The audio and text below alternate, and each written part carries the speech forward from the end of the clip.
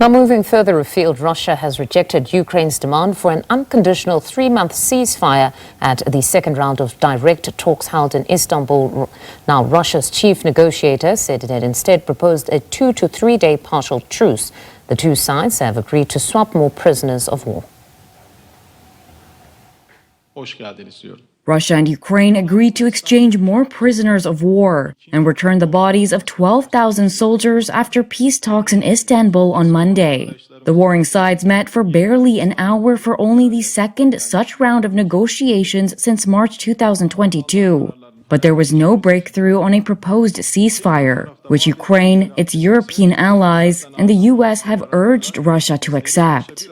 Russia says it wants a long-term settlement rather than a pause in the war.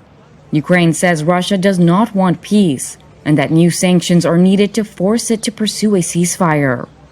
Following Monday's talks, Kremlin aide Vladimir Medinsky said Russian negotiators had handed their Ukrainian counterparts a detailed memorandum outlining Moscow's terms for a full ceasefire, and also suggested a short ceasefire to collect the bodies of dead soldiers.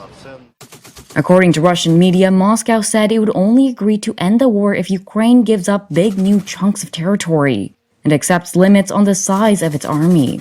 Ukraine has repeatedly rejected the Russian conditions as tantamount to surrender.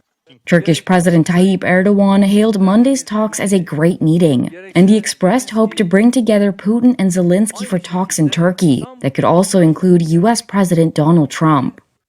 Both Ukraine and Russia, for different reasons, are keen to keep Trump engaged in the peace process. Trump has said the United States is ready to walk away from its mediation efforts unless the two sides demonstrate progress towards a deal.